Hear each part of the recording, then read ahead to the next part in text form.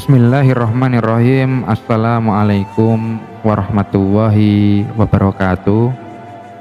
Pada kesempatan kali ini saya akan menyampaikan sejarah mengenai ilmuwan muslim yang bernama Ibnu Sina. Ibnu Sina ini merupakan filosof muslim perintis ilmu kedokteran. Nah, bagaimana sepak terjang beliau? Marilah kita simak penjelasan berikut ini.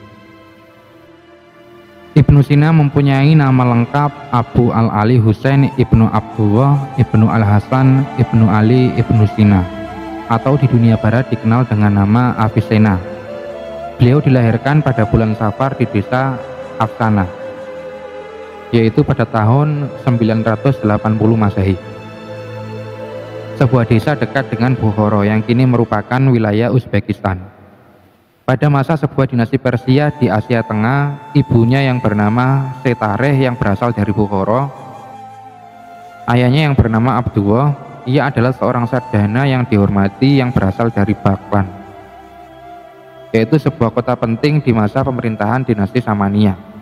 Abdullah sangat berhati-hati dalam mendidik anaknya, yaitu Ibnu Sina. Sejak kecil, Ibnu Sina memang menunjukkan daya intelektualitas tinggi serta ingatan yang kuat. Maka bukan hal yang mengherankan jika ia mampu menyerap ilmu dengan lebih baik dibandingkan teman-teman sebayanya. Bahkan di usia muda, ia telah mampu menyerap ilmu para gurunya. Dalam hal ini, guru-guru Ibnu Sina berasal dari berbagai kalangan. Sebagai contoh, ia belajar aritmatika dari seorang pedagang sayuran asal India yang berada di pasar. Hampir semua orang yang berpengetahuan luas didekati oleh Ibnu Sina dan ia belajar dari mereka. Ketika di Bukhara, ia belajar kepada gurunya yang bernama Abdullah An-Nakili.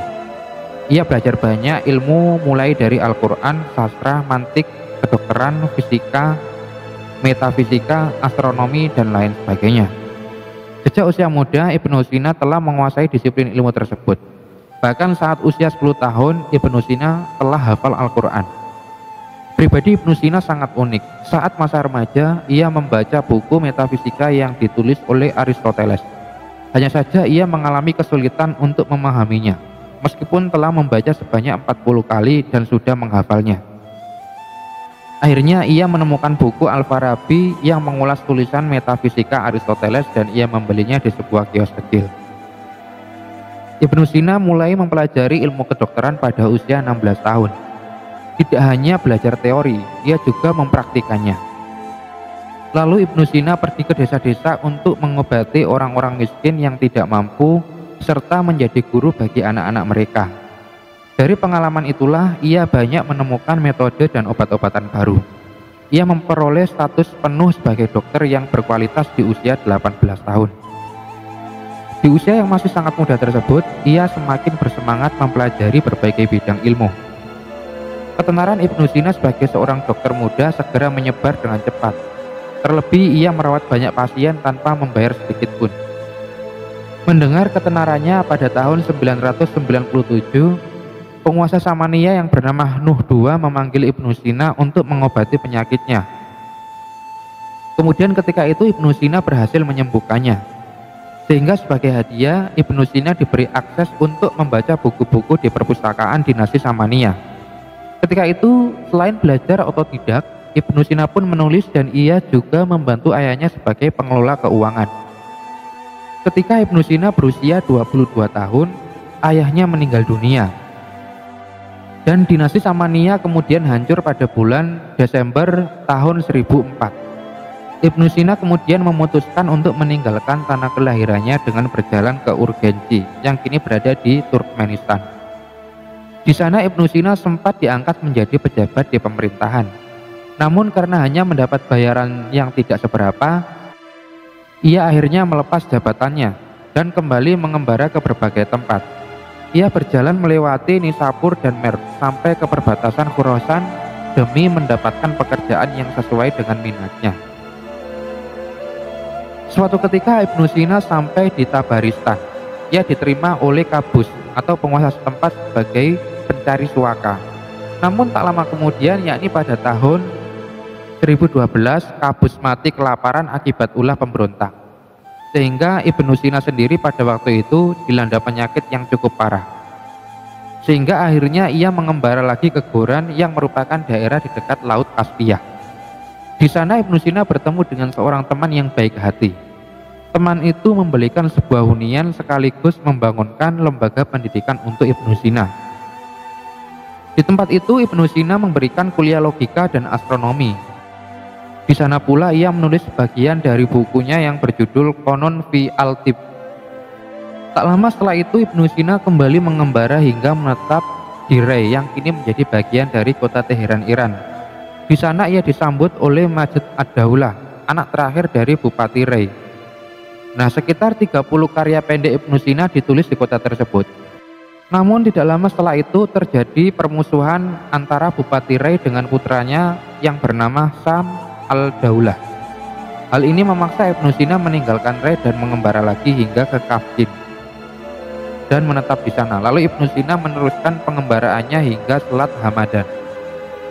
Ia memutuskan tinggal di tempat yang sudah dikuasai oleh Sam ad-Daulah tersebut. Di sana ia menjadi pelayan sebuah keluarga kaya, namun penguasa setempat mendengar kedatangannya, sehingga ia pun dipanggil untuk diangkat sebagai petugas medis dan kemudian menjabat di pemerintahan. Namun Ibnu Sina banyak diserang oleh para ilmuwan lain dan masyarakat umum karena pemikirannya dianggap ortodoks. Pada akhirnya penguasa memutuskan untuk mengusir Ibnu Sina. Pada masa genting tersebut, Ibnu Sina masih setia menulis dan mengajar pada malam hari secara diam-diam. Karena keuangannya semakin menipis, maka Ibnu Sina menulis surat kepada Abu Ja'far yang merupakan penguasa Isfahan untuk menawarkan jasa. Lalu penguasa Hamdan mengetahui korespondensi ini dan menemukan tempat persembunyian Ibnu Sina. Kemudian ia disekap dan dijebloskan ke penjara pada tahun 1024. Ketika perang usai, Ibnu Sina dikeluarkan dari penjara dan ditunjuk kembali oleh penguasa Hamadan.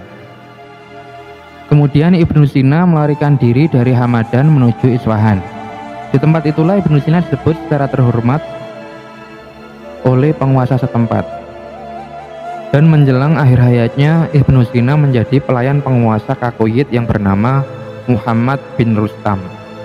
Di sana ia diangkat sebagai dokter umum, penasihat sastra dan sains, bahkan sering diikutkan dalam kampanye-kampanye politik. Suatu ketika Ibnu Sina diangkat sebagai panglima militer Isfahan dalam perang melawan Hamadan. Ia ditangkap oleh tentara Hamadan dan dipukuli secara sadis sampai tidak mampu berdiri. Dan pada saat itu penyakitnya kambuh. Di tengah-tengah ketika sakitnya parah, kemudian Ibnu Sina melepaskan jabatan resimen militer dan kembali ke Hamadan dalam kondisinya yang sakit keras. Ibnu Sina sulit mencari tempat tinggal karena dibenci oleh penguasa Hamadan dan teman-temannya. Sehingga ketika itu teman-temannya menyarankan agar ia mengambil sikap moderat agar bisa diterima oleh orang-orang istana. Namun ia menolak dengan tegas saat sakitnya sudah amat parah. Ibnu Sina memberikan semua harta bendanya kepada kaum miskin dan kemudian ajal betul-betul menjemputnya pada Juni tahun 1037. Lalu ia dimakamkan di Hamadan, Iran, dan meskipun umurnya hanya 58 tahun, kontribusi Ibnu Sina bagi perkembangan ilmu pengetahuan termasuk psikologis sangat tidak ternilai banyaknya. Adapun karya-karya Ibnu Sina, ia adalah dokter di dunia barat dan ia seorang filosof, ilmuwan, dan kehidupannya merupakan perjuangan yang bisa diteladani masyarakat awam. Ibnu Sina hidup pada periode ketika dunia muslim sedang mengalami perubahan pesat dan kegelisahan jiwanya tidak dapat memberikan kemerdekaan dan kedamaian yang diperlukan oleh kesibukan pekerjaan intelektual besar seperti yang dikerjakannya. Ia menyusun ensiklopedia terbesar abad pertengahan, seorang jenius yang meninggalkan jejak-jejak yang tak ternilai di berbagai cabang ilmu pengetahuan. Karyanya meliputi logika, kedokteran, filsafat, matematika, astronomi, geometri, etika, politik, tafsir, kesusastraan, dan musik. Konon ia juga mampu menulis rata-rata 50 halaman per hari. Dan selama hidupnya tidak kurang dari 238 buku dan risalat yang telah beliau karang. Karya-karya tulisannya dikerjakan di Bukhara pada usia 21 tahun, kemudian dilanjutkan di Rai Hamadan dan Isfahan. Karya utamanya di bidang filsafat adalah As-Sifa dan An-Najat. Ia juga merampungkan karyanya tentang etika dan Al-Maghis yang kemudian ditambah dengan 10 bab. Ia menulis risalah tentang geometri, ilmu hisab, dan musik. Ia juga mengemukakan hal-hal baru dalam ilmu hisab dan menyangkal sejumlah teori yang dibuat oleh ilmuwan barat. Ia menulis 2 buku tentang zoologi dan botani selama perjalanan ke Nishapur. Saat di Isfahan, ia menulis Danis Namai Alai. Kemudian ada juga kitab Al-Insaf dan karya-karya tentang kesusastraan dan leksiografi. Karya raksasanya adalah Al-Qanun fil Tibb, yang terkenal dalam bahasa Latin sebagai kanon, yang merupakan puncak dan mahakarya sistematisasi Arab. Ensiklopedia kedokteran ini ditulis dalam 5 jilid yang memuat 760 obat-obatan. Di samping kedokteran umum, obat-obatan sederhana Ibnu Sina memiliki peranan yang menonjol dalam bidang kedokteran dan berbagai cabangnya. Ia telah melakukan penelitian yang besar dan mendapatkan penemuan penting yang diabadikan oleh sejarawan kedokteran. Berikut ini adalah sebagian dari penemuan tersebut. Yang pertama adalah cara pengobatan. Ibnu Sina adalah orang yang pertama kali menemukan cara pengobatan bagi orang sakit dengan cara menyuntikkan obat ke bawah kulit. Kemudian ada juga dalam mengobati orang yang tercekik kerongkongannya. Ibnu Sina membuat penemuan dari pipa udara yang terbuat dari emas dan perak. Kemudian dimasukkan ke dalam mulut dan diteruskan ke kerongkongan untuk mengobati orang yang tercekik dan sulit bernafas. Cara seperti ini masih tetap dipakai hingga sekarang untuk mengobati pasien dengan penyakit yang sama. Dan kemudian alat ini juga dipergunakan oleh para dokter anestesia untuk memasukkan gas bius dan oksigen ke dada pasien. Akan tetapi alatnya dibuat dari karet atau plastik. Nah, demikian sejarah singkat mengenai Ibnu Sina yang dapat saya sampaikan. Semoga bermanfaat dan dapat menambah wawasan kita semua. Akhirul kalam, billahi taufik wal hidayah. Wassalamualaikum warahmatullahi wabarakatuh.